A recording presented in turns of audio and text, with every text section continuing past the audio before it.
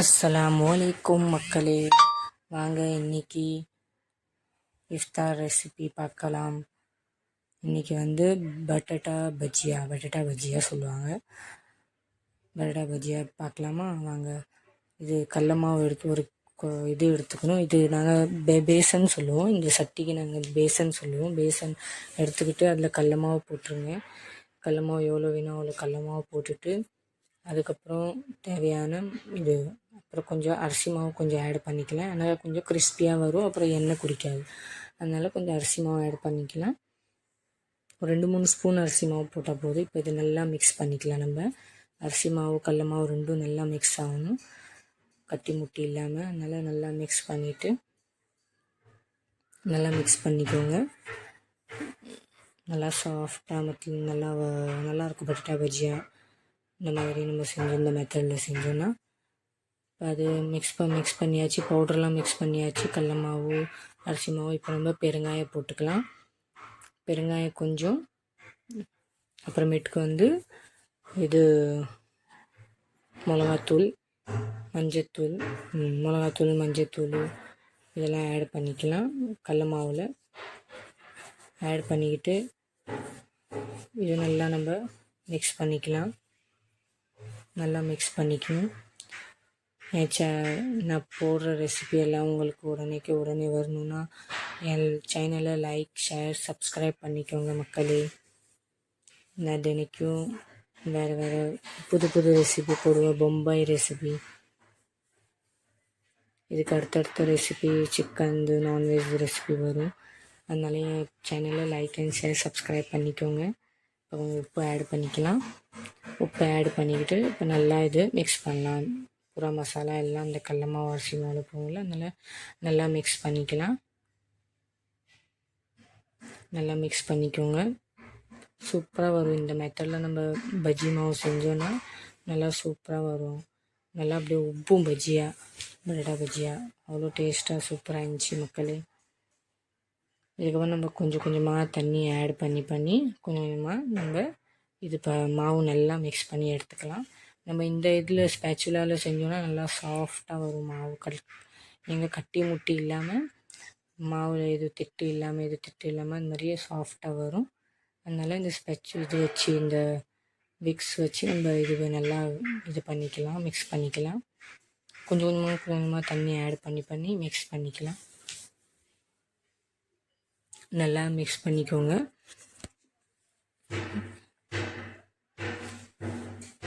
நல்லா மிக்ஸ் பண்ண பிறகு இங்கே பக்கத்தில் வேலை நடக்குது மக்களே, அதனால் கொஞ்சம் சவுண்டாக இருக்குது. அந்த சவுண்டெல்லாம் இக்னோர் பண்ணிக்கோங்க. வீடியோவில் ஃபோக்கஸ் பண்ணுங்கள். பாருங்கள், நல்லா மிக்ஸ் பண்ணிகிட்டே இருக்கணும். கொஞ்சம் கொஞ்சமாக தண்ணி ஊற்றியே மிக்ஸ் பண்ணிகிட்டு இருக்கணும். அதிகமாக ஒரே தண்ணி ஊற்றிட்டோன்னா ஒரே தண்ணி ஆகிடும் மாவு. அதனால் கொஞ்சம் கொஞ்சமாக தண்ணி ஊற்றி கொஞ்சம் கொஞ்சமாக மிக்ஸ் பண்ணிகிட்டே இருங்க. இல்லைன்னா மிக்ஸ் பண்ணிகிட்டே இருக்கும். நம்ம விட்டுட்டோன்னா அந்த மாவெல்லாம் அப்படி கோலாக அப்படியே இருக்கும், உருண்டையாக. இருந்தாலும் நல்லா மிக்ஸ் பண்ணிக்கணும். நல்லா மிக்ஸ் பண்ணிக்கோங்க. நல்லா மிக்ஸ் நல்லா மிக்ஸ் கொடுத்துக்கோங்க. பாருங்கள் எவ்வளோ அழகாக மிக்ஸ் பண்ணுறோம். நம்ம நல்லா மிக்ஸ் பண்ணிவிட்டு மாவு மீடியமாக ஒரே தண்ணியாட்டம் இருக்கணும், ஒரே கெட்டிமாவும் ஆகக்கூடாது. மீடியம் பதத்தில் இருக்கணும். நம்ம பட்டாட்டா பஜ்ஜி போட்டு எடுக்கும்போது மாவு கரெக்டாக லெவலாக இருக்கணும்னு சொல்லிட்டு பாருங்கள் நல்லா மிக்ஸ் பண்ணிக்கிட்டோம். பாருங்கள் இப்போ அந்த கட்டி முட்டியெல்லாம் இருக்குது, அதெல்லாம் நல்லா பைண்டப் ஆகுதா, நல்லா மிக்ஸ் ஆகுதா. இப்போ இன்னும் கொஞ்சம் தண்ணி ஆட் பண்ணிக்கலாம். கொஞ்சம் கட்டி மாதிரி இருந்ததுனால இன்னும் கொஞ்சம் தண்ணி ஆட் பண்ணி நல்லா மிக்ஸ் பண்ணிக்கலாம். நல்லா மிக்ஸ் பண்ணிகிட்டே இருக்கணும். பாருங்கள் நல்லா மிக்ஸ் பண்ணணும். இதுக்கிடையில் நம்ம என்ன பண்ணணும், நம்ம இது எண்ணெய் சூடு காட்ட வச்சிடணும். ஒரு பெரிய கடையை எடுத்து அதில் எண்ணெய் ஊற்றி எண்ணெய் காய வச்சிடலாம். எண்ணெய் காய வச்ச பிறகு இப்போ நம்ம பட்டாட்டா வெட்டி வைக்கணும். ஏன்னா முதல்ல பட்டாட்டா வெட்டி வச்சிட்டோன்னா கருப்பாயிடுது. அதனால் முதல்ல இந்த மாவு ரெடி பண்ணி அதுக்கு நம்ம பட்டாட்டா ரெடி பண்ணி வச்சிட்டோம்.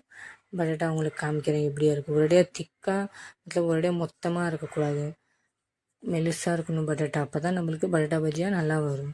மொத்தமாக அறுத்திங்கன்னா ரொம்ப தடிச்சா ரொம்ப மொத்தமாக இருக்கும், அது டேஸ்ட்டு நல்லா இருக்காது.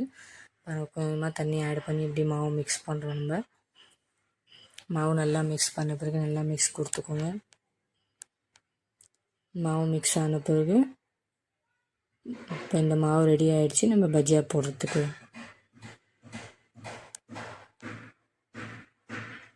நல்லா மிக்சிங் எவ்வளோ பாருங்கள், எவ்வளோ சாஃப்டாக இருக்குது பாருங்கள் மாவு. ஒரு இது கூட அந்த இது தெரியல, கட்டி முட்டியாக தெரியல பாருங்கள். இந்த பதத்தில் மாவு ரெடி பண்ணி வச்சுக்கணும். இந்த மாவு ரெடி பண்ணி வச்சுட்டு அதுக்கப்புறம் இன்னும் நல்லா மிக்ஸ் பண்ணிக்கலாம். இன்னும் நல்லா மிக்ஸ் பண்ணிக்கலாம்.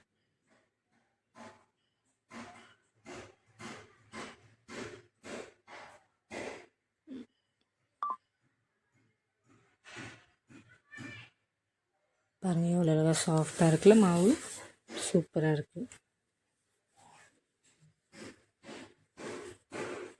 நல்லா மிக்ஸ் பண்ணிவிட்டு நான் பொம்பாயிலேருந்து இந்த வீடியோ உங்களுக்கு பொம்பாயிலேருந்து இருக்கிறேன். பொம்பாயில் ஃபாத்திமா என் பேர். இந்த ரெசிபி பிடிச்சிருந்தால் லைக் அண்ட் ஷேர் சப்ஸ்கிரைப் பண்ணுங்கள் கைஸ். அப்புறம் எண்ணெய் காய வச்சாச்சு. இப்போ நம்ம பட்டாட்டா பாருங்கள், இந்த மாதிரி மெலிசாக அறுத்து வச்சுக்கணும். அதில் அந்த பட்டாட்டா ஸ்லைஸ் இருக்குது, அதுலேருந்து ஸ்லைஸ் போட்டுக்கணும்.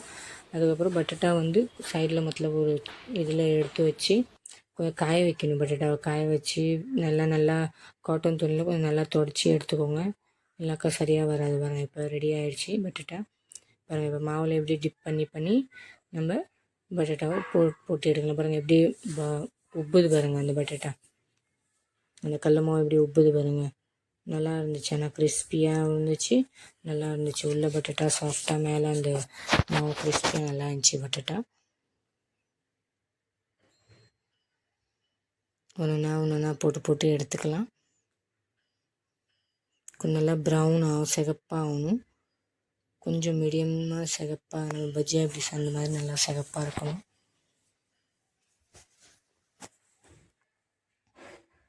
பாருங்கள் ஒன்றா போட்டு எடுத்துருங்க.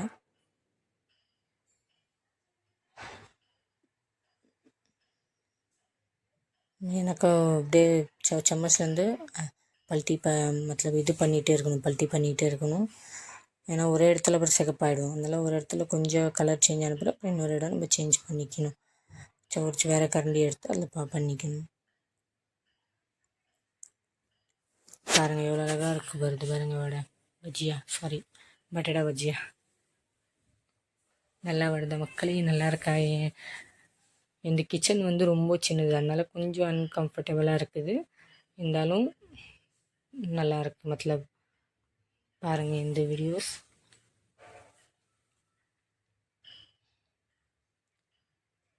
ஒன்றா திருப்பி விடணும். ஒரு இடத்துல சிகப்பாயிடுச்சுன்னா ஒரு இடத்துல திருப்பி விடணும்.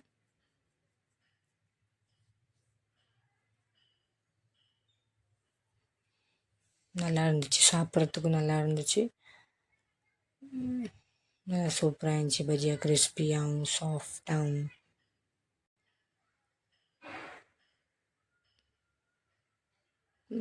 ஃபுல்லாக கடாய் ஃபுல்லாக ஆகிடுச்சு. இப்போ இதுக்கு மேலே போட தேவையில்லை. இப்போ இந்த பஜ்ஜியாவை எடுத்துகிட்டு அதுக்கப்புறம் நம்ம வேறு பேட்ச் போடலாம். ஓகேவா? அப்போதாக்கா நம்ம இந்த கடல மாவில் அப்படியே சைடில் வச்சுக்கலாம். பட்டாட்டாவை அப்படியே வச்சோன்னா ஈஸியாக இருக்கும் நம்மளுக்கு போடுறதுக்கு.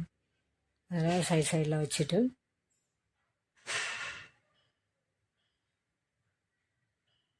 பாருங்கள் எவ்வளோ சூப்பராக வந்திருக்கு பாருங்கள் சிகப்பா.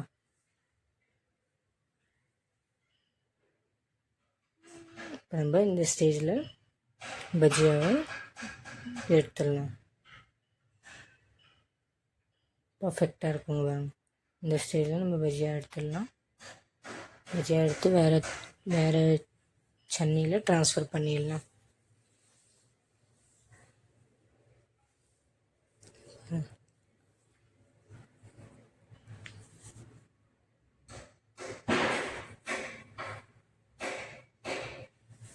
இந்த மாதிரி நம்ம வேறு சன்னியை எடுத்து நம்ம ட்ரான்ஸ்ஃபர் பண்ணி இந்த மாதிரி சன்னியை எடுத்துட்டோம்னா கீழே அந்த எண்ணெய் வந்து வடியும்.